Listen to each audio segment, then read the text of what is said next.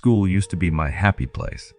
I loved being with my friends, having fun, and, of course, doing a lot of homework.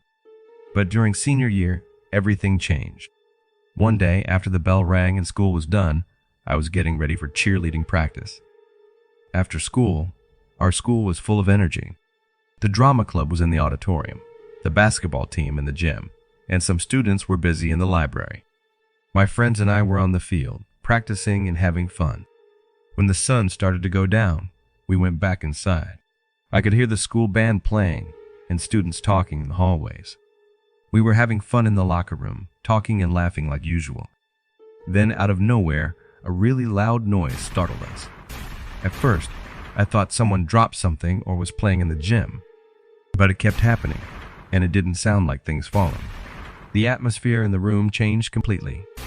All of a sudden, everything felt off. Suddenly, I realized something shocking. Those loud noises were actually gunshots. Fear took over, and everyone around me started panicking. We all ran in different directions, leaving our things behind. Some friends rushed to the back door, while others tried to hide in a closet. It was total chaos. Even though I'm not the tallest or strongest person, a quick thought popped into my head. I wondered if I could squeeze into a locker. Without really thinking, I hopped into one and shut the door. Through the small openings, I could still see someone in the locker room. It felt like everything was really far away and happening in a different world. Suddenly, the school alarm went off, and all the bright lights turned off. Instead, dim emergency lights flickered on.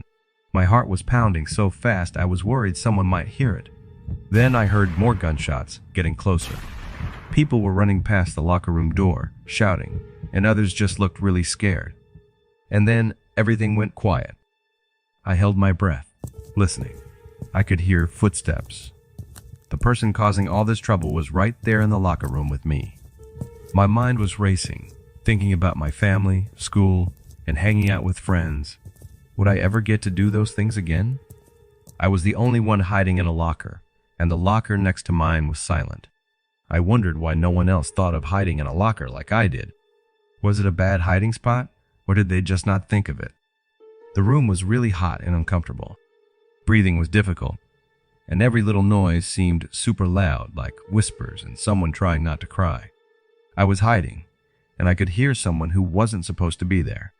He seemed to know that people were still hiding. I covered my mouth, trying not to make any noise. Time felt like it was moving so slowly, and I couldn't stop thinking about everything with the football game still happened tonight. Was today the day when everything changed for us? Then I heard sirens far away. It gave me hope. It seemed like the intruder wasn't so confident anymore. His footsteps got fast and messy. The sirens got louder and even a helicopter joined in. It wasn't just a few police cars. It was a big deal. The locker room was really loud. Someone who wasn't supposed to be there was running around, opening and closing drawers, searching for something. Suddenly, I heard a different noise, lots of footsteps coming fast, like a group of people moving together. The sound of a helicopter was getting closer, and I felt nervous, like something important was about to happen. The next moments felt like a scene from a movie. The tension in the room was so strong, you could feel it. I imagined the person who wasn't supposed to be there holding a gun, facing a group of SWAT guys. Someone yelled at him to put the gun down, but instead there was a loud gunshot. I jumped, and then there were more shots, really loud and scary. The room smelled like guns. After all the noise, the helicopter started to go away, and the room got really quiet. It was so silent that I was afraid to make any noise, not even to breathe. I just stayed still, wondering what was going on. Then someone shouted, "Is anyone in here?" The person sounded like they were in charge, but also worried. The SWAT team was in control now. I took a deep breath, opened the locker slowly using the emergency latch inside, and said that I was coming out. My voice was shaky, but I said the words. Getting out of the locker felt like finally taking a breath after holding it for a long time. The emergency lights were not very bright, making it tough to see, but I could see the mess from the fight, empty bullet shells on the floor, things scattered everywhere, and the guy who caused all of it surrounded by SWAT officers. One officer, a captain with a red uniform, came over to me. Even though he looked tough, he spoke gently and asked if I was okay. He seemed really worried. I nodded because it was hard for me to talk. While they checked on me, the captain talked to his team to make sure everything was okay. They looked really organized, especially considering everything that had just happened. A lot of my friends who were hiding with me finally came out, and that made me feel really relieved. Someone on a loudspeaker said everything was safe, but we were told to stay put until it was totally okay to move. It was kind of reassuring, but what happened still bothered me. More police officers showed up, some checking things on the ground, others talking to each other. I didn't really understand why the guy did what he did, but I guess the police would figure it out. Outside, there was so much noise, sirens, people talking, parents looking worried, reporters, and others trying to see what happened. I could still hear a helicopter flying around. When they finally said I could go home from school, it felt like a really tough day. People were hugging, crying, and trying to make each other feel better. Even though it was a really bad day, seeing everyone together made me feel a little hopeful. The sun was setting, and it looked different after everything that happened. While we were waiting for more information, something surprising happened. Someone who didn't seem connected to the chaos came up to the crowd. It was Mr. Thompson, the nice janitor. He was always a bit mysterious, quietly sweeping the halls and smiling at everyone. Mr. Thompson calmly approached the group, even though everything around us was a bit crazy. He motioned for us to come closer, and then he started telling us a surprising story. It turns out, he heard something strange earlier that day. While he was cleaning the hallways, he overheard 2 students talking about a possible danger to the school. Back then, he didn't think it was a big deal and thought it might be just another rumor. But as things unfolded, he understood how serious it actually was. Mr. Thompson quietly told the authorities about a possible danger. The police and special teams acted quickly and got there just in time to catch the intruder, keeping us safe. We were really surprised. The janitor, who usually goes unnoticed, played a big part in stopping a potential disaster. Finding out about this made us feel a mix of things, thankful for Mr. Thompson looking out for us and worried about how close we came to danger. The unexpected twist made a tough situation even more complicated. It got us thinking about how important it is to notice small things and how individuals like Mr. Thompson can make a big difference in keeping a community safe. As we learned about this surprising news, things outside the school started to feel different. At first, parents were really worried, but then they began thanking Mr. Thompson. Reporters who were interested in the exciting events started talking about the janitor's story and how he stopped something bad from happening. In the next few days, the people in the school all came together to support Mr. Thompson. He became a hero in our town, showing that sometimes heroes are found in unexpected places. The incident also made everyone talk about how important it is to talk openly and take possible problems seriously. The school made things safer by adding new rules. Students and teachers learned more about how to spot and tell others about possible dangers. Mr. Thompson, who became important in keeping the school safe, kept doing his job quietly and humbly, making people like him even more. Something surprising happened in the story, and it changed the school. It reminded everyone that important things can come from unexpected places. This event made everyone realize that keeping a community safe depends on everyone being watchful and working together.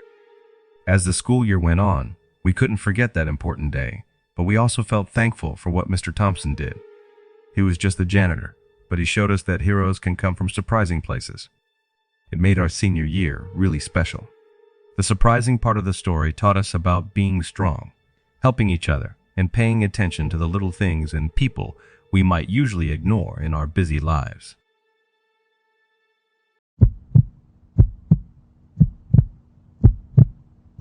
Just last year, I was the best player on my high school soccer team. My name is Jake. I scored the goals that helped us win, and I thought I was on my way to getting a college scholarship. But everything turned around in a game against our biggest rivals. I tackled someone during a game, like I've done many times. But this time, the person didn't get back up. The doctors later explained it was a rare heart problem called ventriculitis, caused by a hit to the chest. I didn't understand all the fancy medical words. All I knew was that I accidentally caused someone's death on the field. After that thing happened, my life felt confusing, like I was moving through a fog. In school, I heard people talking about me in hushed voices. Some said it was an accident, others blamed me, and a few even called it murder. My friends tried to be there for me, but I could sense that they didn't feel at ease around me anymore. Soccer used to be my way of escaping from problems, but it turned into a bad memory that haunted me. I decided to quit the team and gave up on my dreams of getting a college scholarship. Everywhere I went, memories of that bad day stuck with me, making it tough to be myself. Then one day during math class, the school alarm suddenly went off. Even though we'd had drills before, this time felt scarier. The teacher looked really scared too. Without saying anything, she signaled for us to follow her. We ended up in a storage room, a place I'd never been to before. It was dark, smelled like old books, and was full of dust. About 10 people were in the room, trying to find places to sit or stand without bumping into each other. I recognized Stacy from my English class. She looked really scared. Brett, who used to play soccer with me, was also there. He was pretending to be tough, but I could see that he was scared too. Everyone was nervous, jumping at even the smallest sounds. It felt like we were all expecting something bad to happen. We didn't have any phones or a clock, so we had no idea how much time had passed. We just sat there, waiting. Suddenly, I heard a man yelling my name. His voice sounded mad and upset. I got a queasy feeling in my stomach. I didn't recognize the voice, but I had a bad feeling about why he was there. It had to be about the soccer game. Brett whispered to me that he had heard stories about the dad of the kid from the game. People said he became a bit crazy after his son passed away, and he blamed me. Everything clicked, the alarms, being stuck in this room, and the voice. This guy was after me, and he sounded really angry. The noise outside got really loud. I could hear footsteps and things being knocked over. Every time the man yelled my name, I felt like I was going to throw up. We all looked at each other, not knowing what to do. We were stuck in this room, and it felt like there was no way out. I thought about the soccer game, the kid, and now this. Everything was going wrong, and I didn't know how to make it stop. Footsteps got even louder, and it was clear the man was getting closer to where we were hiding. Every thought of his heavy boots made it harder to keep myself calm. All of a sudden, the handle on our door started to wiggle. We all jumped in surprise. Even though the door was locked, that didn't seem to stop someone from trying to get in. There was a moment of quiet and then a loud bang as the person outside pushed hard against the door. The door shook, but it stayed closed and strong. I could hear the person breathing heavily on the other side, sounding frustrated and angry. Brett started signaling for us to pile up anything we could find against the door. We hurriedly moved, pushing desks, chairs, and boxes to create a makeshift blockade. The room became a chaotic flurry of activity as everyone pitched in, fueled by pure adrenaline.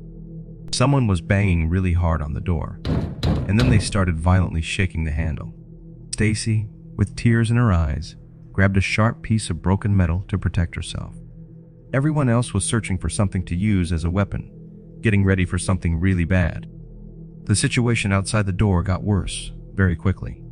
The person outside was hitting the door like crazy, yelling my name louder and angrier each time. We heard the sound of metal scraping against the door, and we figured out he was using a crowbar, trying to force his way in. We all stood against the walls, trying to stay away from the door.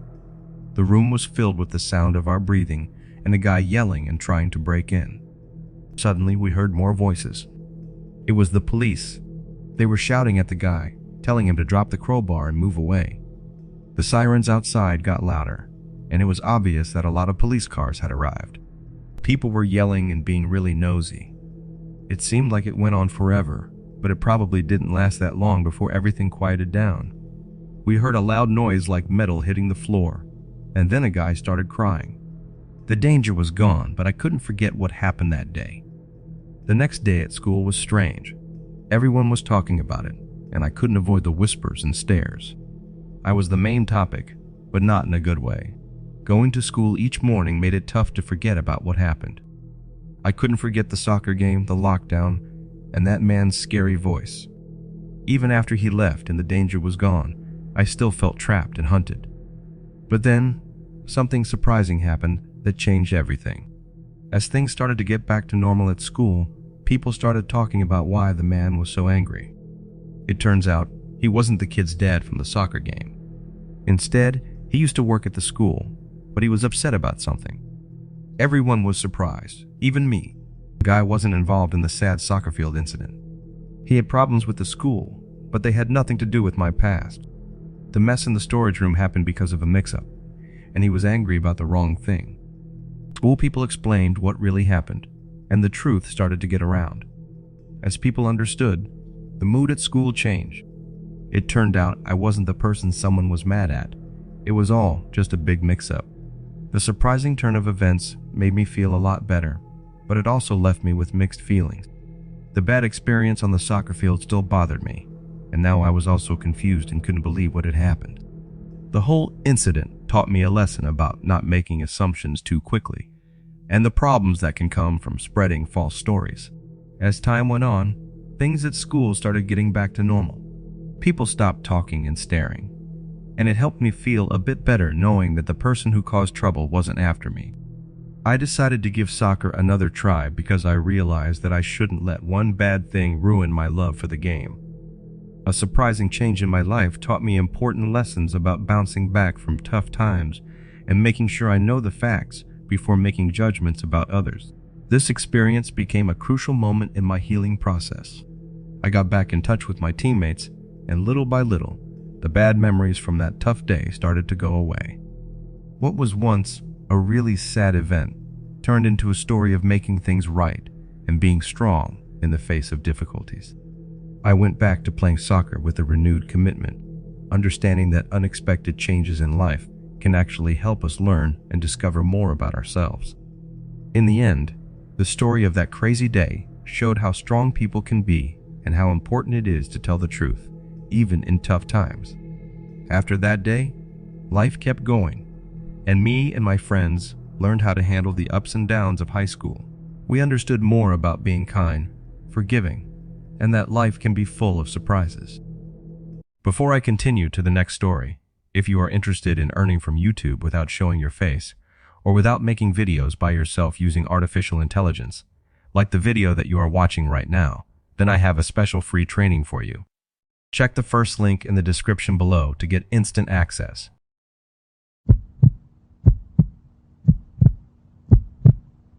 When I was in high school, I used to be the kid who always asked to go to the bathroom, even when I didn't really have to go. I just didn't like sitting in class all day, listening to teachers talk about things that I found boring. So, I would ask to go to the bathroom during every class, not because I actually had to go, but just to take a walk and give my mind a break.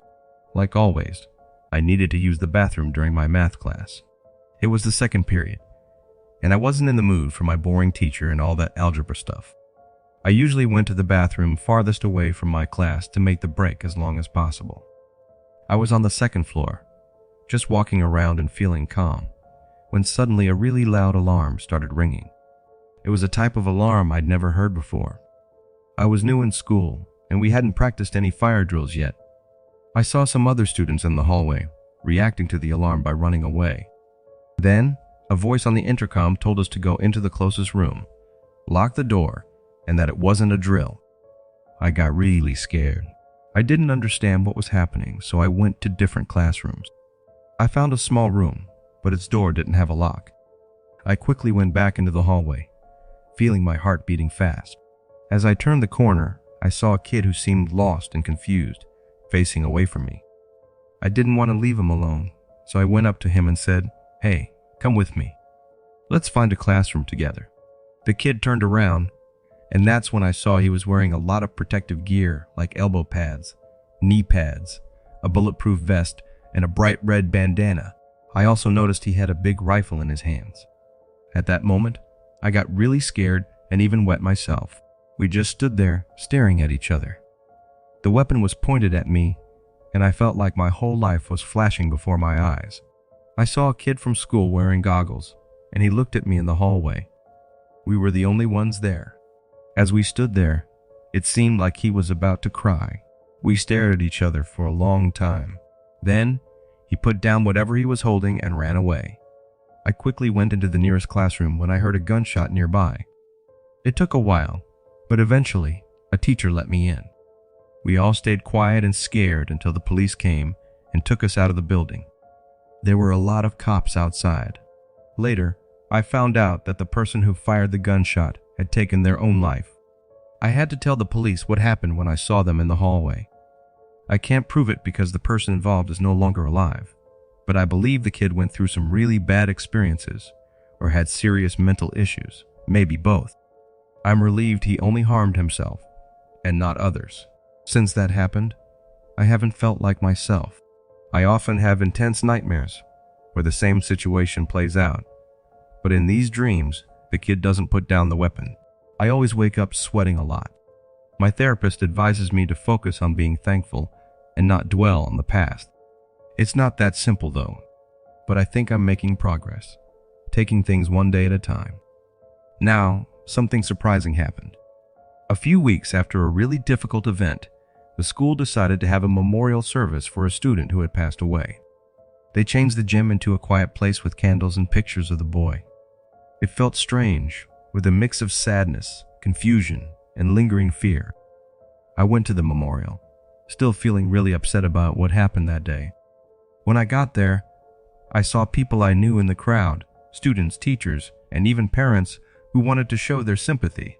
The atmosphere was really sad, and it felt like everyone there was grieving together. The principal spoke on the stage, offering condolences and telling everyone to remember the good times they had with the student who passed away. While people were talking, my thoughts kept going back to the scary moment in the hallway when I thought I might not make it. Suddenly, something strange happened. The lights in the gym blinked, and everyone got quiet.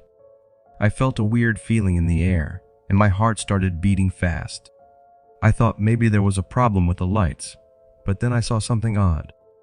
Pictures of the kid on the display started to change. His happy face turned into expressions of anger, sadness, and confusion. It was like a weird slideshow of emotions happening right in front of us. People in the gym gasped and whispered as they looked at each other in confusion. I got a creepy feeling, like something weird was happening, and I wasn't sure if everyone else noticed it too. The principal seemed scared, but tried to stay calm and keep going with the memorial. The lights were flickering, and people's faces kept changing strangely, making the sad event even weirder. As things got more tense, I realized the pictures on the wall weren't just random. They looked like they were telling a story, showing the tough times the kid had been through. It was like his emotions were coming to life through those pictures. The crowd got really quiet and focused as something surprising was happening. Some people started crying, and others looked at each other nervously. It was a big, unexpected change that caught everyone off guard. After a while, the lights went back to normal, and the pictures on display showed the boy smiling again. The principal, who seemed a bit confused, finished talking about the memorial, and people started leaving, still trying to understand what had just happened. People were talking a lot about something strange that happened, but nobody could really figure out what happened. Some thought it was a computer problem, while others thought maybe there was something spooky going on. I just felt like there was more to the story that nobody was saying. After that, everyone at school was buzzing about it. The weird thing that scared me in the hallway was now mixed up with this mysterious event at the memorial. It made everything even more complicated during a tough time in my life. I kept going to therapy, dealing with what happened that day and the strange things that happened afterward. My therapist told me to concentrate on getting better, and said that the weird stuff was probably just a result of everyone feeling sad and upset together. As time went on, people talked less about the memorial incident, but its effect on our small community stayed. It showed me that life can be surprising, with layers of complexity that we might not fully get. I carried the memory of that day with me, a reminder of how emotions can be delicate and how there are mysteries in our shared experiences.